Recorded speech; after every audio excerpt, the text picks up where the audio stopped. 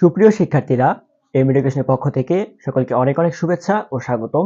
তো আজকে আমরা আলোচনা করব হচ্ছে একাদশ দ্বাদশ শ্রেণী অর্থাৎ এইচএসসি পরীক্ষার্থীদের জন্য গণিত বইয়ের ম্যাট্রিক্স অধ্যায় থেকে ম্যাট্রিক্সের পরিচিতি নিয়ে আজকে আমরা আলোচনা করব।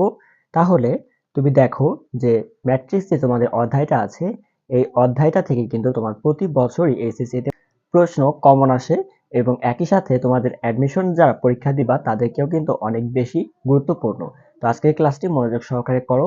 দেখো ম্যাট্রিক্স যে অধ্যায়ের, এখানে ম্যাট্রিক্স আসলে কি সেটাও আমাদেরকে আগে জানতে হবে। তাহলে দেখো এখানে আমরা জানি যে বিজ্ঞান ও গণিতের বিভিন্ন তথ্য আয়তাকার সারি ও কলাম বরাবর সাজালে যে আয়তাকার বিন্যাস পাওয়া যায় তাকে ম্যাট্রিক্স বলে।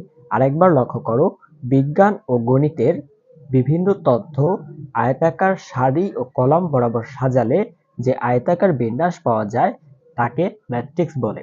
তাহলে ম্যাট্রিক্স আসলে এই যে বলা হয়েছে যে আয়তাকার, আয়তাকার বিষয়টা বলতে বোঝানো হয়েছে যে এইখানে দেখো আমি একটা উদাহরণ লিখে রাখছি যে এইখানে দেখো যেভাবে উদাহরণটা দেওয়া আছে 2 3 4, আবার এখানে লেখা আছে 1 2 1, মানে এই যে সারি আর এইগুলা হচ্ছে কি এক একটা কলাম, এইভাবে যে আয়তাকার আকারে রয়েছে তার মানে এটা হচ্ছে কি একটা ম্যাট্রিক্স। এই ম্যাট্রিক্সকে আবার ভিন্ন ভিন্ন ভাবে প্রকাশ করা যায়, যেমন থার্ড ব্র্যাকেট, ফার্স্ট ব্র্যাকেট এবং একই সাথে চারটা দাগ দুই কোণায় দিয়েও কি প্রকাশ করা যায়। আমাদের ম্যাট্রিক্স সম্পর্কে স্বচ্ছ ধারণা নিতে হবে, কারণ যাতে আমরা এইচএসসি পরীক্ষা এবং অ্যাডমিশন পরীক্ষায় ভালো মার্কস পেতে পারি, সেজন্য আমাদের সবকিছুই কি ভালোভাবে জানতে হবে। তাহলে দেখো আমরা সবচেয়ে বেশি ব্যবহার করে থাকি থার্ড ব্র্যাকেট, আর তার পরবর্তীতে ব্যবহার করি ফার্স্ট ব্র্যাকেট, কিন্তু কখনো কখনো তোমাদেরকে অ্যাডমিশন পরীক্ষায় বা একটু কঠিন প্রশ্ন করার জন্য এইটাও ব্যবহার করা হয়, সেজন্য কি তোমার সবগুলোই জানতে হবে। এখন দেখো যে আসলে কলাম কি, সারি কি, আমরা সেই ব্যাপারে একটু জানবো। তাহলে দেখো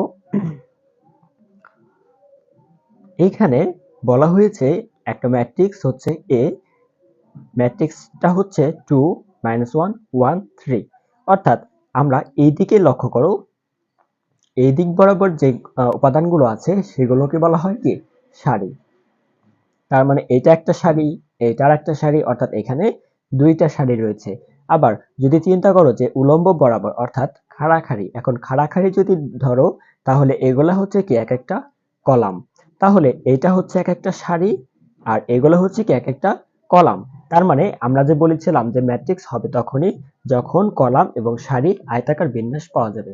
তাহলে দেখো এটা সারি, এটা সারি, এটা কলাম, এটা কলাম, একটা আয়তাকার বিন্যাস পাওয়া গেছে, সুতরাং এটা একটা কি ম্যাট্রিক্স। এখন এখানে যে সারির কথা বলছি, আমরা কিভাবে বুঝবো যে কোনটা সারি? অর্থাৎ দেখো যেটা এই দিকে থাকবে, যেটা ভূমি বরাবর থাকবে, আমরা জানি কি ভূমি হচ্ছে এদিক আর উচ্চতা হচ্ছে বা লম্ব হচ্ছে কি এদিক। তার মানে যেটা ভূমি বরাবর থাকবে সেটা হবে সারি, আর যেটা লম্ব বরাবর থাকবে সেটা হবে কলাম। আচ্ছা, আশা করি বুঝতে পারছো। এখন লক্ষ্য করো যে এইখানে লক্ষ্য করো আমি একটা ম্যাট্রিক্স দিয়ে রাখছি যেখানে লেখা আছে 1 2 3, আবার সাইডে আরো একটা ম্যাট্রিক্স দিয়ে রাখছি যেখানে লেখা আছে কি 1 2 3, কিন্তু দুইটার ভিন্ন কিন্তু একটু পার্থক্য আছে। কিসের জন্য পার্থক্য আছে লক্ষ্য করো, এখানে বলা হয়েছে যে 1 2 3 এটা হচ্ছে কি একটা কলাম ম্যাট্রিক্স। কেন কলাম ম্যাট্রিক্স? এখানে দেখো আমাদের সারি আছে কয়টা, সারি আছে কি একটা, দুইটা, তিনটা। আমরা জানি ভূমি বরাবর যে কয়টা আছে সে কয়টাই কি আমাদের সারি, অর্থাৎ সারি রয়েছে তিনটা, কলাম রয়েছে একটা। সারি রয়েছে তিনটা, কলাম রয়েছে একটা। আচ্ছা, তাহলে এই বরাবর যেটা থাকবে সেটা হচ্ছে কলাম। তাহলে এখানে সারি সংখ্যা 3, কলাম সংখ্যা 1। আবার এখানে লক্ষ্য করো, এখানে আমাদের সারি রয়েছে একটা, এদিক বরাবর কি সারি রয়েছে একটা, কলাম রয়েছে কয়টা, একটা, দুইটা, তিনটা। তার মানে এইখানে সারি রয়েছে একটা, কলাম রয়েছে তিনটা। তাহলে এখন অন্তত তোমাদের সারি এবং কলাম নিয়ে আর কোনো ভুল হবে না। এখন আমরা সামনে আগাবো। দেখো এই যে একটা ম্যাট্রিক্সের কথা বলেছিলাম, এই ম্যাট্রিক্সের ক্রম, অর্থাৎ যে ক্রম বলা হয়, ক্রম বিষয়টা কি, ক্রম বিষয়টা হচ্ছে সারি এবং কলাম এর গুণ, অর্থাৎ এটাকে গুণ আকারে লিখলেও এটা কিন্তু আসলে গুণ না, এটাকে বলা হবে বাই। যখন তুমি একটা ম্যাট্রিক্সের সারি এবং কলাম তাদের মধ্যে গুণ সম্পর্ক স্থাপন করবে, তখন এই গুণটাকে আর গুণ আকারে বলা যাবে না, বলার সময় কি তোমার অবশ্যই বাই বলতে হবে। তাহলে এখানে আমি কি লিখেছি, এ এর ক্রম 2/2, অর্থাৎ এ একটা ম্যাট্রিক্স যার ক্রম হচ্ছে 2/2। তার মানে যদি আমি কোনো কিছু ক্রম নির্ণয় করতে চাই, সেক্ষেত্রে সূত্রটা হবে কি, ম্যাট্রিক্সের ক্রম সমান সারি বাই কলাম। এখানে গুণ আকারে থাকলেও কি আমরা এখানে কি বলবো, কলাম বলবো। তার মানে ম্যাট্রিক্সের ক্রম হচ্ছে সারি গুণ বাই কলাম। এখন দেখো, আমি এখানে কিছু ম্যাট্রিক্স দিয়েছি। আমরা যে ম্যাট্রিক্স গুলোর কথা বলছি, আমরা জানি কি যে দুই পাশে দুইটা দুইটা মোট 4টা দাগ দিয়ে কি ম্যাট্রিক্স লেখা যায়। সেজন্য আমরা তোমাদেরকে বোঝানোর জন্য এভাবে লিখেছি, আবার এভাবেও লিখেছি। তাহলে এখানে দেখো, আমরা যে কাজটা করেছি, এখানে একটা ম্যাট্রিক্স দেওয়া আছে। তাহলে এখানে সারি সংখ্যা কয়টা, একটা, দুইটা। কলাম সংখ্যা কত, 1 2 3। তাহলে ক্রম যদি আমি বিবেচনা করি, তাহলে কি সারির সংখ্যাটা আগে হবে আর কলাম সংখ্যাটা কি পরে হবে। তাহলে এখানে সারির সংখ্যা কয়টা, দুইটা, একটা, দুইটা। তার জন্য কি 2 আমরা আগে দিয়েছি। আর কলাম সংখ্যা কয়টা, 1 2 3। এর জন্য কি আমরা 3টা পরে দিয়েছি। আবার এখানে লক্ষ্য করো, এখানেও একটা ম্যাট্রিক্স দেওয়া আছে। এখানে সারি সংখ্যা কয়টা, একটা, দুইটা, তিনটা। আর কলাম সংখ্যা কয়টা, 1 2 3 4। আর আমরা জানি ক্রম নির্ণয়ের সময় কি সারির সংখ্যাটা আগে হবে, কলামের সংখ্যাটা পরে হবে। সেই জন্য 3 আগে হয়েছে, 4 পরে হয়েছে। আচ্ছা, এরপরে দেখো, এখানে বলা হয়েছে কি যে কোনো একটি ম্যাট্রিক্সে এ এর যে কোনো পদকে এ আই জে আকারে প্রকাশ করা যায়। কোনো একটি ম্যাট্রিক্সকে এ এর যে কোনো পদকে এ আই জে আকারে প্রকাশ করা যায়।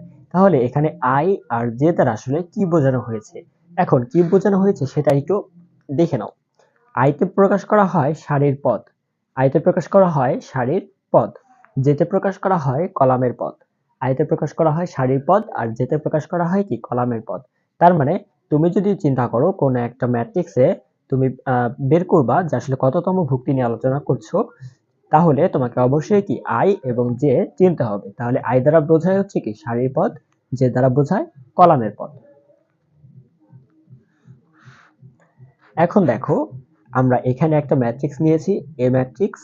এখানে সারি সংখ্যা 2, কলামের সংখ্যাও 2। তাই ক্রমিক বিবেচনা করে লিখেছি 2/2। তার মানে কি এখানে এ একটা ম্যাট্রিক্স যার ক্রম হচ্ছে 2/2, অর্থাৎ এ ম্যাট্রিক্স হচ্ছে কি 2/2 আকারে একটা ম্যাট্রিক্স।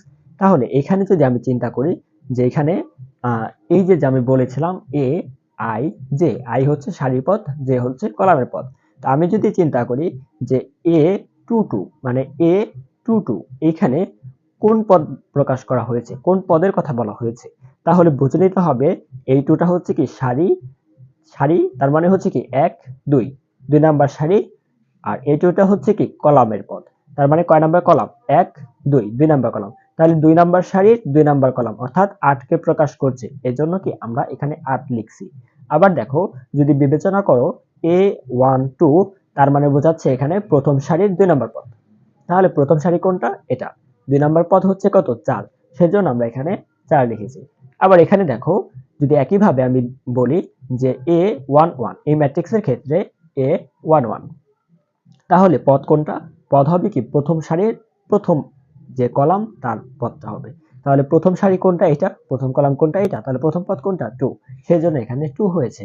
আবার দেখো এখানে a21, তার মানে দ্বিতীয় সারির প্রথম যে পদটা রয়েছে সেটা। তাহলে প্রথম সারি এটা, দ্বিতীয় সারি এটা। এই দ্বিতীয় সারির কি প্রথম পদ, তাহলে প্রথম পদ 6। এজন্য আমরা এখানে 6 লিখেছি। আশা করি এ পর্যন্ত তোমরা সকলেই ক্লিয়ার হয়েছো। তো চলো আমরা এখন সামনে যাব। এখন দেখো ভুক্তি, ভুক্তি বিষয়টা কি সে বিষয়ে আমরা অবশ্যই জানবো। আমাদের জানতে হবে যে ভুক্তি আসলে কি। তাহলে ভুক্তি কি একটু লক্ষ্য করো। এখানে বলা হয়েছে ম্যাট্রিক্স গঠনকারী সংখ্যাগুলোকে ম্যাট্রিক্সের ভুক্তি বা উপাদান বলা হয়। ইংরেজিতে বললে এন্ট্রি। অর্থাৎ যে যে উপাদান নিয়ে ম্যাট্রিক্স গঠিত, যেমন এখানে 1 2 5 10, প্রত্যেকটা কি এক একটা ম্যাট্রিক্স। তাহলে সংজ্ঞাটা কি হবে, ম্যাট্রিক্স গঠনকারী সংখ্যাগুলোকে ম্যাট্রিক্সের ভুক্তি বা উপাদান বলা হয়। ইংরেজিতে বলে এন্ট্রি। তাহলে এই যে একটা উদাহরণ লিখে রাখছি, দেখো এখানে আমি লিখছি যে 11 হচ্ছে ভুক্তি। শুধু কি 11 এখানে ভুক্তি? এখানে একটু লক্ষ্য করো, এখানে কি শুধুমাত্র 11ই ভুক্তি? আসলে কিন্তু এমনটা নয়। এখানে ভুক্তি হচ্ছে কি 1 ও ভুক্তি, 2 একটা ভুক্তি, 5 একটা ভুক্তি, এরকম করে কি প্রত্যেকটাই এক একটা ভুক্তি। তাহলে এখানে এই ম্যাট্রিক্সটা হচ্ছে ক্রম কত? 4/4। এই ম্যাট্রিক্সের ক্রম হচ্ছে 4/4। তার মানে এখানে দেখো 4/4 এর একটা ম্যাট্রিক্স এখানে দেওয়া রয়েছে।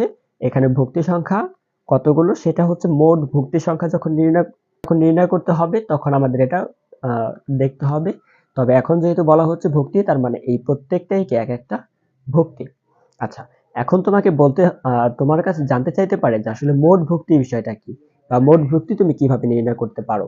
তাহলে তুমি যে কাজটা করবে সেটা হচ্ছে, তুমি এখানে একটু লক্ষ্য করো যে আমি আগেই লিখে রেখেছিলাম যে মোট ভুক্তি সমান সারি গুণ কলাম। অর্থাৎ সারি আর কলাম যদি গুণ করো তাহলে কি তুমি মোট ভুক্তি পেয়ে যাবে। সারির সংখ্যা আর কলামের সংখ্যা যদি গুণ করো তাহলে কি মোট ভুক্তি পেয়ে যাবে। যেমন ধরো একই রকম ভাবে আমরা এখানে যে উদাহরণটা দেখেছিলাম, এই যে উদাহরণটা আমরা দেখছি সেটাই লক্ষ্য করো। এখানে আমরা জানি কি যে এখানে ক্রম হচ্ছে 4/4, তার মানে এটা সারির সংখ্যা, এটা কলামের সংখ্যা। তো আমি যদি 4 আর 4 গুণ করি তাহলে আমাদের কি মোট ভুক্তির সংখ্যা বের হয়ে যাবে। তাহলে এই ম্যাট্রিক্সের ক্ষেত্রে 4 আর 4 গুণ করলে হয় 16। 16 হচ্ছে কি আমার মোট ভুক্তির সংখ্যা। এখন আমরা একটু এটা প্রমাণ করে দেখব যে এখানে আসলে মোট ভুক্তি সংখ্যা 16টা আছে কিনা। তাহলে একটু গোনা শুরু করো।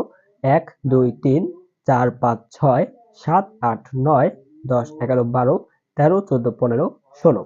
তো এখানে দেখো মোট 16টা ভুক্তি রয়েছে। আমরা কিন্তু এই যে ভুক্তি সমান সারি গুণ কলাম, এই যে ফর্মুলাটা শিখলাম, এটা দিয়ে কিন্তু যে কোনো সময় তুমি যে কোনো ম্যাট্রিক্সের ভুক্তি সংখ্যা, মোট ভুক্তি সংখ্যা কি নির্ণয় করতে পারবে। তাহলে আজকে যে আমরা যেটুকু জানলাম সেটা হচ্ছে কি ম্যাট্রিক্সের পরিচিতি সম্পর্কে জানলাম। তো ম্যাট্রিক্সের পরিচিতি জানার মাধ্যমে তুমি যে বিষয়টা জানতে পারলে সেটা হচ্ছে যে ম্যাট্রিক্স আসলে কি, ম্যাট্রিক্স আসলে কি কাজ করে, এটাও কি তোমার প্রশ্ন হতে পারে। তো আমি একটু জানিয়ে দিতে চাই যে ম্যাট্রিক্স আসলে আমরা যে ইউটিউব বা বিভিন্ন টেক রিলেটেড যে ওয়েবসাইটগুলো ব্রাউজ করি, বা যেখানে ট্রাফিকের সিস্টেমটা আছে, সেখানে অ্যালগোরিদম থাকে, সেই অ্যালগোরিদমে কি আমাদের ম্যাট্রিক্স কিন্তু কাজ করে। ঠিক একই রকম ভাবে বিভিন্ন প্রবাবিলিটি নির্ণয়ের ক্ষেত্রে কি ম্যাট্রিক্সের কাজ হয়, অর্থাৎ সম্ভাবনা। যেমন ধরো আগামীকালকে বৃষ্টি হতে পারে কি হতে পারে না, এই ধরনের কাজও কি ম্যাট্রিক্সের মাধ্যমে করা হয়। তাহলে ম্যাট্রিক্সের ব্যবহার কোথায় কোথায় করা হয় সেটা কিন্তু তুমি অবশ্যই জানতে পেরেছো। এখন দেখো পরবর্তী ক্লাসে তোমরা জানতে পারবে যে ম্যাট্রিক্সের প্রকারভেদ সম্পর্কে। তাই পরবর্তী ক্লাসটি অনেক গুরুত্বপূর্ণ হতে চলেছে। তাই পরবর্তী ক্লাসটি দেখার জন্য অবশ্যই চ্যানেলটি সাবস্ক্রাইব করে রাখবে।